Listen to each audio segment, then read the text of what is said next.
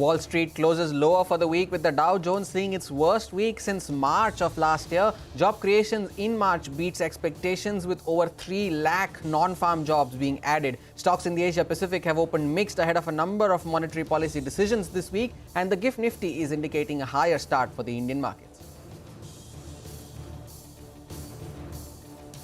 In a surprise move, Wipro announces the resignation of CEO Thierry Delaporte with effect from the 6th of April. He will be replaced by Wipro veteran and insider Srinivas Pallia. Thierry will stay on till the 31st of May to ensure a smooth transition, but steps down before his 5-year term ends in July of 2025.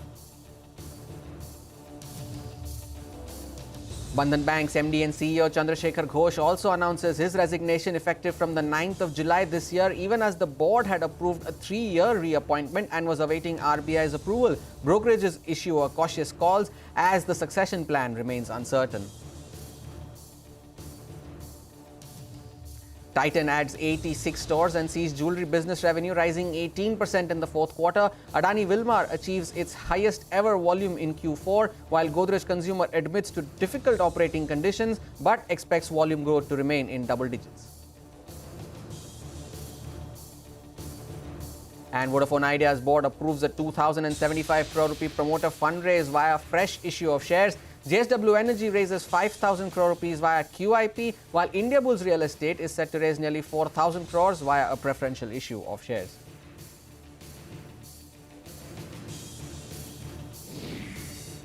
Good morning. It's the start of another truncated week, and in the Mumbai newsroom, I am Hormuz Fatakia. You're watching Power Breakfast with us. First up, let's take a look at how the Asian markets have opened this morning. It's a mixed start to the trading day in Asia. We have a slew of monetary policy decisions there. Some China data also coming out later this week. The Taiwanese index is up 0.5%, but the Seng is currently flat but is trading with a negative bias. But if we take a look at the GIFT Nifty, that is indicating a slightly gap up start to our own markets, and the implied open is indicating a 65-point uptick at the start of trade. And that is because the handover from Wall Street was a positive one, as the benchmark indices ended Friday's trading session higher. The Dow Jones closed with a 300-point surge, while the S&P 500 also gained over 1%. The tech-heavy Nasdaq ended nearly 200 points in the green. But despite Friday's rebound, all three major indices posted a losing week. The Dow slid over 2%, which is its worst weekly performance in 2024 so far. Meanwhile, the Treasury yields jumped after a stronger than expected jobs report.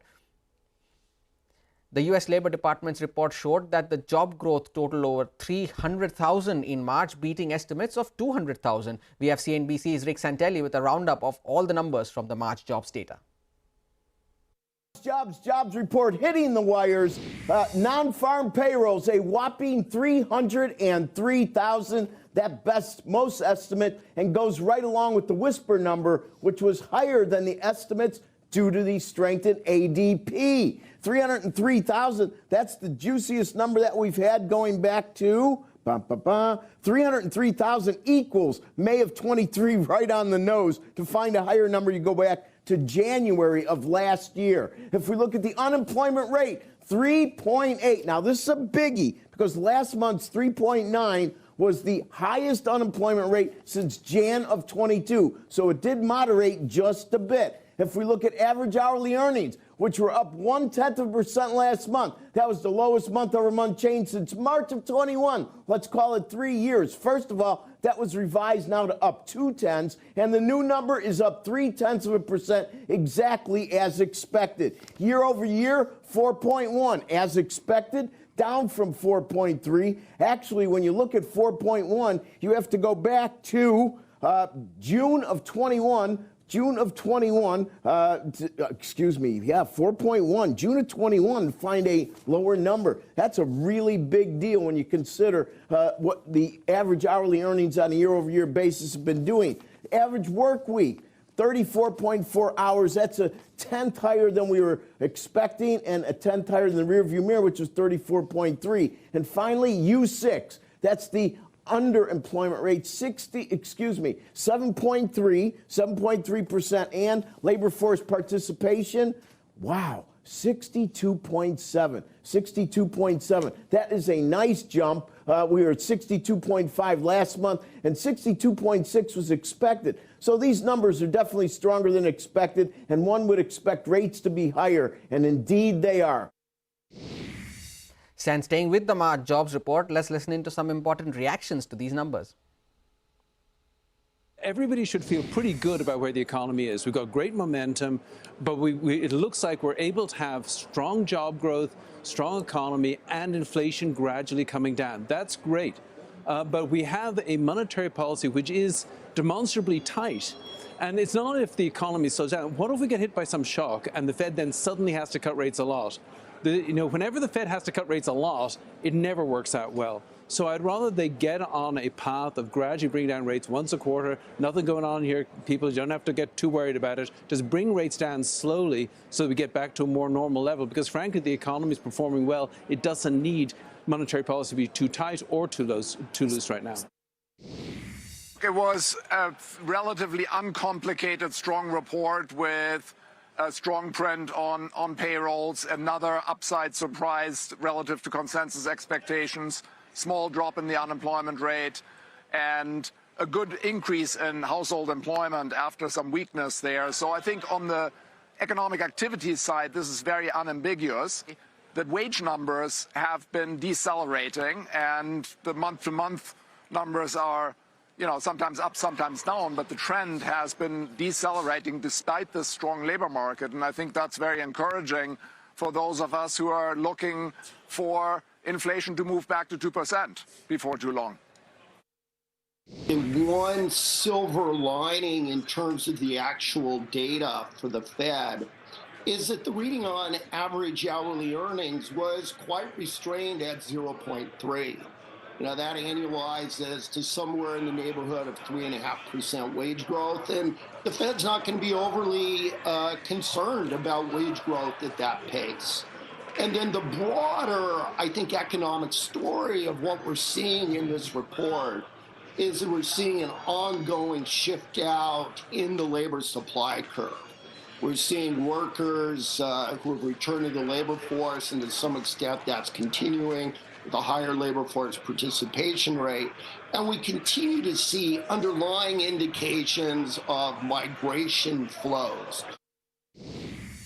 This just tipped us over the fence. And I agree with Steve that the CPI numbers are more important than the jobs numbers, because Chair Powell himself said he welcomes strong employment numbers. But embedded in those employment numbers are also a tick up in hours worked. That's great. That's more earnings. But that keeps the underlying demand very strong in the economy.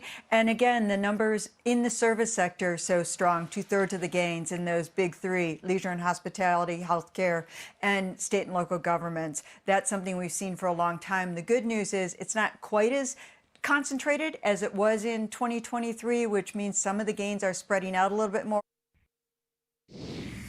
And let's get you the final update in our global market wrap this morning. European equities saw a steep sell-off on Friday, with the French CAC and the German DAX sliding over 1%, while the British FTSE settled with losses of around 65 points. The Pan-European Stock 600 clocked its worst day since February and closed at a 2-week low, dragged by utilities, retail and telecommunication stocks. For the week, though, the index dropped 1.2%, which was its worst weekly drop since January. And that's the global market action. But how will all of these cues impact our Indian markets? We have our research team joining in with the trade setup, the stocks that are likely to be in the news, and the F&O setup as well. First up, Rima is joining in to get us all the market cues that you need to watch out for today. Morning, Rima. It's a truncated week, but plenty of stocks in action. What are you picking up this morning? Oh, absolutely. It's going to be all about individual stocks. But just to give that top-down approach, the GIFT Nifty is suggesting a positive start, given the Wall Street rally that we had, where key indices ended up with a gain of close to about 1% after that strong jobs data. Though for the week, we had the Dow losing 2.3% and the S&P lower by nearly 1%. The Treasury yields have also inched higher to 4.41% as Fed rate cut expectations get further pushed behind. It gets delayed further and put on the back burner. But as Steve Leisman was pointing out, more than the jobs data which is out, the street will focus on the March CPI inflation number, and that will be out on Wednesday. For our own markets, last week was a good week. The Nifty ended above 22,500. It hit a record high and it consolidated its gains. It built on that. The Nifty and the Sensex up nearly 1%, but the mid-cap index was up 4%. The small-cap index was up 6%, and that's where the enthusiasm was. A level to watch for our markets will be about 22,300, which was the intraday low that we hit last week. The big event, will be, only on Friday. TCS starts the earnings season. You've got the inflation print and the IIP for the month of March will be out on 12th of April. So that's Friday post-market hours around 5:30 p.m. But that's going to be, very critical.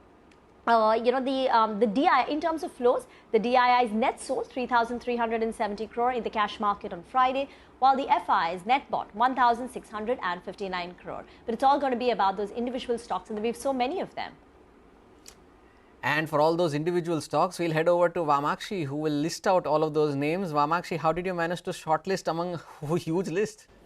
Well, absolutely. It was a busy weekend for me, but let me first start off with Wipro. We have a news flow coming out here. The CEO, Thierry Delaporte, has resigned. Srini Palia has been appointed as the MD and CEO of the company in his place. Bandhan Bank is the next stock on our radar. Chandrasekhar Ghosh will be retiring as the MD and CEO of the bank with effect from July 9, 2024. Z Entertainment, the company has initiated process of rationalization of workforce by almost 15% across the company. Vodafone Idea's board has approved issuance of nearly 140 crore shares at 14.87 rupees per share to promoter Aditya Birla Group. They will be investing around 2,750 crores in Vodafone Idea. India Bulls Estate also in real estate also in focus. They will be raising up to 3,911 crores via preferential issue of equity shares and convertible warrants. They've also announced acquisition of 4 projects amounting to nearly 1,850 crores in cash. Titan also came out with its Q4 update. Revenue growth of almost 17% is what the company has reported. The company has also added 86 stores in the quarter gone by. Tata Steel reported a good set of numbers. India production was almost up 4.5% on a year-on-year basis, and the company managed to report the highest ever annual crude steel production of 20.8 million tons. Adani Wilmar reported a degrowth of 4% in its revenue, but volumes were up almost 4%, and with that the company has reported highest ever volume growth and continues to gain market share. Godrej Consumer reported consolidated organic sales growth of mid-single digit and volume growth of high single digit, and Chola Investment lastly has reported disbursement growth of 17% and AUM has managed to grow by almost 35%. Plenty of stocks to watch out for. Thanks a lot, Vamakshi, for joining in. And lastly, Nigel's joining in with cues from the FNO space. Nigel, 300-point range, 20 to 300, 20 to 600. But which way is the trend headed? Well, the trend seems to be up, Hormuz. You can't fight with the trend. And the Nifty Bank has come back into form, which has definitely helped the Nifty move up. But as you told me on Friday itself, the Nifty small cap index, that's the one that's really bucking the trend. It started off the week in style. The first week of the new fiscal up more than 6%. That's the best week that we had for the small cap index all the way since April 2020. So good going on the small cap index. It continues to remain a stock specific market. What about Friday's trading session? Well, you had a big recovery from the day's low. The Nifty ended more or less flattish, but the Nifty Bank continues to outperform. And it did see fresh long build up as well out there. So longs were added on the Nifty Bank. And for the past week, though on Friday there was fresh long build up, for the week itself, the open interest on the Nifty Bank was down more than 30%, telling you there were actually shots that were getting squeezed on the Nifty Bank. All eyes on the all-time high that we hit in December 2023. That's up for you on the screen, and we're just a few hundred points away from there. And my guess is that maybe we could get there even in today's trading session. And the Nifty Bank, I was talking about it being in fine form, right? Last week it was up close to around 3%, and it has started outperforming the Nifty courtesy HDFC Bank. Well, let's focus on a couple of strikes then. The 22,400 put, the 22,500 call, well, both of them were fairly active in trade. So just punching in those numbers, going by the options data, the 22,300 mark becomes the first support zone, but the firm support comes in at around the 20 DMA. That's your reference point on the downside. On the upside, since you have the 22,500 call that was fairly active, 22,650, that becomes a bit of a resistance zone. How are the FIs positioned? Just as a hygiene, we normally put that up for our viewers on the screen. So they continue to remain net short with close to around 53% of the positions, 57% of the positions on the short side. The stock that I'm looking at today is Bandhan Bank. It's moved into the FNO ban. You have that resignation news that comes in as well. But when it gets into an FNO ban, it gets a little bit tricky. They have a con call at 8 a.m. So I'll keep an eye out on that stock today. Back to you. Bandhan Bank, indeed, the stock to watch out for, and in the F&O ban, as Nigel was highlighting. But thanks a lot for joining in, Nigel. That was the entire market setup for this morning. Time for a short break. When we return, we'll tell you why Wipro and Bandhan Bank will be the two big stocks to watch out for in today's trade, and all the weekend developments. Stay tuned. We'll be right back.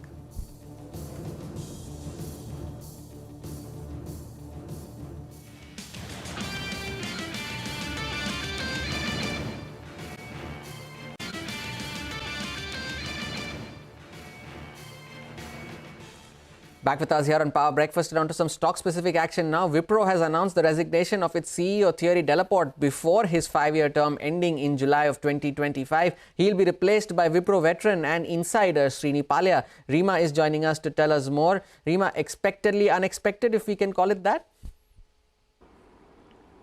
Oh, absolutely. You know, there were murmurs. I think Mint had reported a couple of months back that how the Premji family is unhappy with the performance of Wipro. So in a way, it's not a surprise, but I think the timing comes as a surprise because it comes days before the company is going to announce their Q4 numbers and just a little more than a year before his 5-year term comes to an end. So Thierry Delaporte, the current CEO of Wipro, has stepped down effective immediately. He will stay on till the 31st of May to ensure a smooth transition. He will be replaced by Srinivas Pallia, for a period of 5 years. Now, Srinivas Pallia, as you pointed out, is a Wipro veteran and an insider. He's been with the company since 1992. He's held various leadership posts, the latest one being the CEO of the America region, which is the largest for the company, contributing about 31% to the overall revenue. So it's a mixed kind of news flow. The positive is that this time Wipro has opted for an internal candidate, which basically means the transition is usually easier. Compared, because in the last 2 times the CEOs for the company have been external. So in that sense, it's a positive because, as Nomura points out, an internal candidate has a head start over an external candidate. But secondly, the negative is that the recovery which the street is hoping for just gets pushed back. Is there going to be a new change in strategy under the CEO? So recovery estimates in a way get pushed back, and the street will watch for any kind of attrition which takes place. Typically, CEO changes are followed by some level of attrition. So the street is going to be watching that also very closely. Back to you.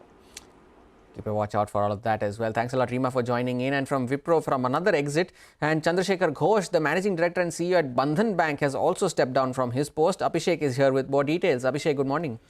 Good morning. So he's not yet stepped down, but he intends to step down after 9th of July 2024. So founder CEO is actually intending to retire from Bandhan Bank. So Mr. C.S. Ghosh will serve the company until his last date of the current tenure, that is 9th of July 2024.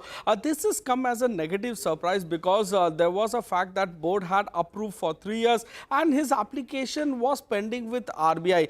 Jefferies has written on Bandhan Bank, they have downgraded the stock to underperform from buy.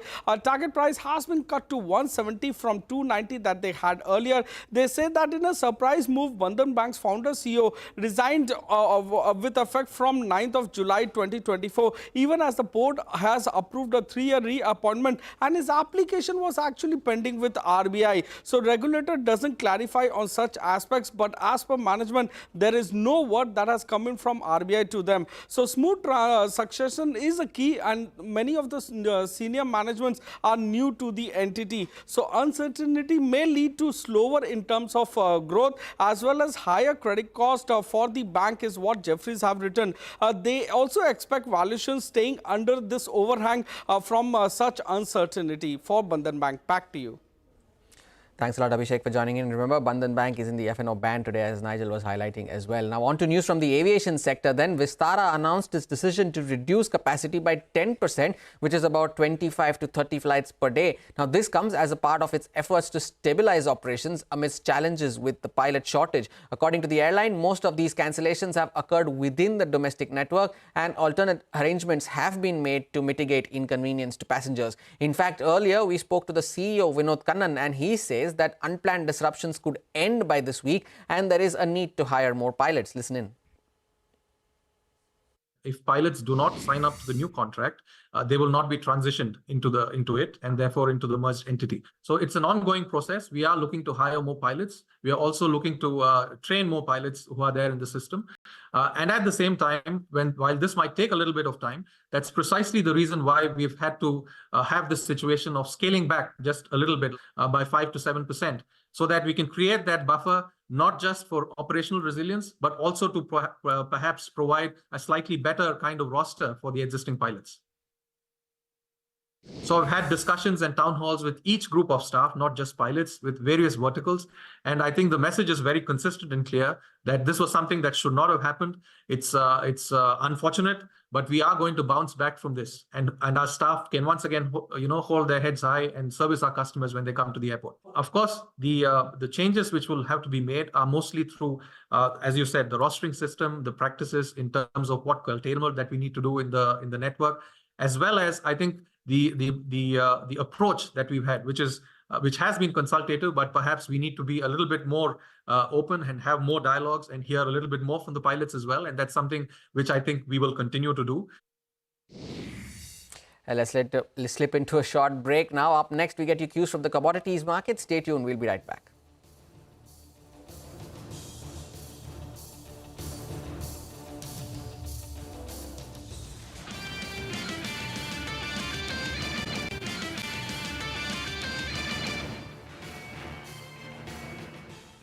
Back with us here on Power Breakfast, and let's get to the latest from the war unfolding between Israel and Hamas. Now, Israel on Sunday announced that it had withdrawn more troops from southern Gaza, leaving just one brigade in the area, amid growing international pressure, particularly from the United States, following last week's killing of 7 aid workers in central Gaza. Both Israel and Hamas have sent teams to Egypt for fresh talks on a potential ceasefire. Israeli Prime Minister Benjamin Netanyahu said that there will be no deal with Hamas without the release of hostages. Israel's defense minister said that the troops will prepare for future operations in Gaza. Meanwhile, the World Health Organization, whose teams managed to reach Gaza's Al-Shifa hospital on Friday, said that the region's biggest hospital has been completely destroyed, with intense smell of sewage and rotting bodies. And let's get you now cues from the commodity space. Manisha Gupta is joining in with all the updates. Good morning, Manisha. What do you have for us this morning? Morning, Hormuz. Yet another new highs in gold, which we've seen being scaled up in early Asian markets right now. So 2,300 is not just holding on the higher side, but we are making newer highs onto this one. And this is happening even as you have strong non-farm payroll data, strong US dollar, elevated real US interest rates. But the markets are just one way, and whether you look at OTC, futures or options or managed money, those numbers continue to go higher. So it really is about outsized activity that we are seeing in gold right now. The prices did gain 9.5% for the month of March, and for April, we are already up by 5.5% for the gold prices. So this is one sector that you need to keep an eye on. The street will also watch out for the US and China inflation data. Well, that comes in this week. In the meanwhile, there is some profit taking that we've seen in case of gold prices. That one has slid below $90 a barrel. Previous week was a great one. We saw 4% of gains. But as of now, as you were mentioning, with Israel withdrawing more soldiers from South Gaza, is something that seems to be taking some premium of prices. Thanks a lot, Manisha, for all the updates from the commodity space. And sticking with that, the crude price rally may have come in a little earlier than expected, according to Amrita Sen of Energy Aspects. She adds that the geopolitical tensions have contributed to the price rally, but does not expect the prices to rally above $100 a barrel. Let's listen in. I would say that the rally has come a little bit too early. You know, we've been calling for 90 plus in the summer based on fundamentals. But like you highlighted, a lot of this is geopolitical risk premium. And yes, I think if that were to persist, we can get prices kind of staying above $90 for some time.